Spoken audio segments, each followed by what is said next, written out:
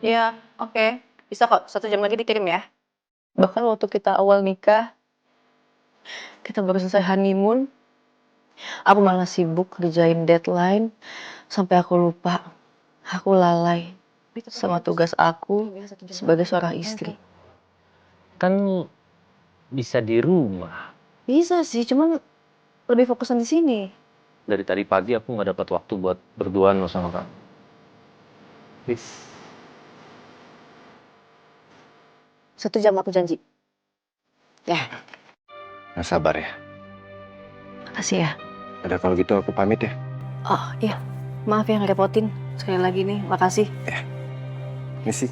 Mas, maaf mau tanya, Mas pulang bawa mobil kan? Saya teh maksudnya mau tanya kira-kira Mas lewat jalan Safir nggak ya?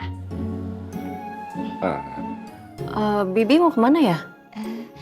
Itu Non, Bibi teh mau ke rumah Non Sandra, mau nganterin makanan juga. Kan Non Sandra juga lagi sakit, kasihan Non dia teh sendiri. Puan boleh minta tolong nggak ya? Oh iya, nggak apa-apa, nggak apa-apa. Nggak apa-apa, aku antar Bibi ya. Iya, makasih ya. Aduh Mas, makasih banyak ya Mas ya. Mas teh meni baik pisan. Sama-sama. Ya udah tuh Non Zia, Bibi teh pulang dulu, mau ke rumah Non Sandra dulu. Jangan lupa nanti salamin sama Pak Wira sama Non Aza juga. Iya, Bi. Ya udah, Cuk, Bibi pulang ya. Ya udah. Mari Non. Misi ya. Iya, hati-hati ya. Pak. Iya. Iya. Aku masuk dulu. Iya, Pak. Kamu pasti tahu, malam-malam kalian tinggal bertiga di rumah kita. Papa nggak pernah pulang dari kantor. Papa kerja keras, bukan karena ambisi, tapi Papa takut berhenti. Papa takut berhenti kalau Papa nggak punya apa-apa dan Papa tidak bisa memberikan kepada mama kamu dan kalian. Papa takut nggak berguna untuk kalian. Yang Papa anggap ada kesuksesan. Papa pikir kerja keras. Papa tetap berguna dan tetap dibutuhkan. Tapi yang mama kalian minta bukan itu. Mama kalian minta Papa cepat pulang. Pulang ke rumah di meja makan bersama. Pulang di saat kalian sedang sakit. Papa ada di situ.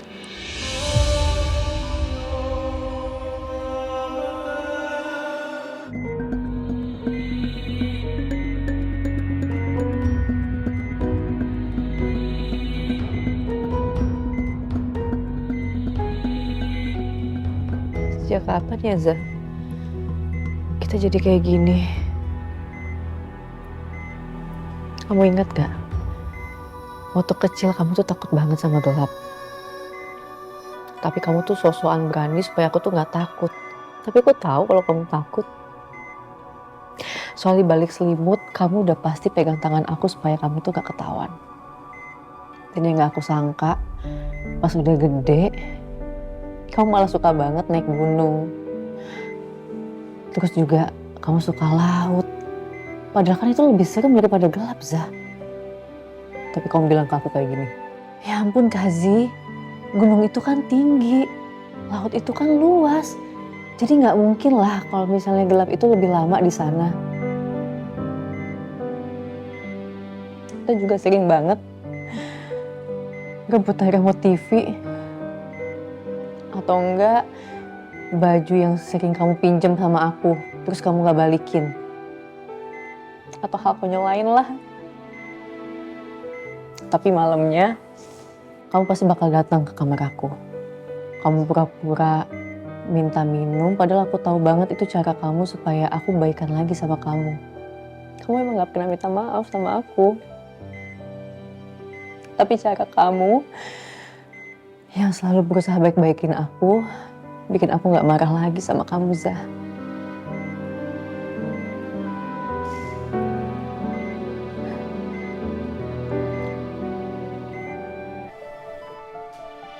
Selama ini aku juga gak pernah benar-benar bisa memilih dalam hidup aku. Apapun yang terjadi dalam hidup aku hanya bisa bereaksi atas apapun keputusan orang lain. Apa yang papa katakan, apa yang papa mau, apa yang kamu inginkan, Zia, apa yang kamu tuntut selama ini. Bahkan waktu Naza menolak aku, Naza seperti tidak pernah mau melihat aku di dekat dia. Dan semua keputusan besar dalam hidup aku itu terjadi begitu aja, tanpa ada satu orang pun yang nanya ke aku apa yang aku mau. Dan aku hanya bisa berjalan di dalamnya. Selama ini aku berpikir kalau aku diam dan mengikuti keadaan, maka aku gak akan pernah menyakiti satu orang pun. Tapi kenyataannya, aku malah menyakiti seseorang. Dan seandainya kalau pagi itu aku lebih berani, mungkin Naza gak akan menanggung semuanya, Pak.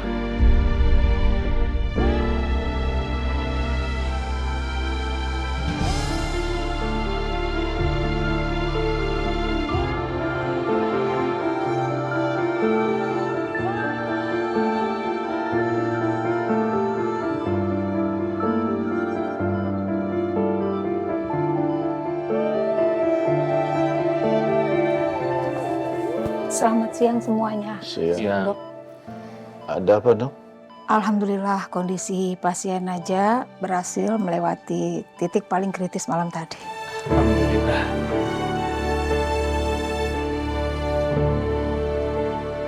Organ-organ tubuhnya mulai memberikan respon lebih baik terhadap tindakan medis. Dan tanda vitalnya perlahan membaik meskipun prosesnya masih lambat dan belum benar-benar aman. Jadilah ya, Dok ya. Masih ada kemungkinan kondisi Naja bisa berubah sewaktu-waktu. Karena itu, kita tetap harus waspada ya. Dan tetap menjaga respon emosionalnya pasien.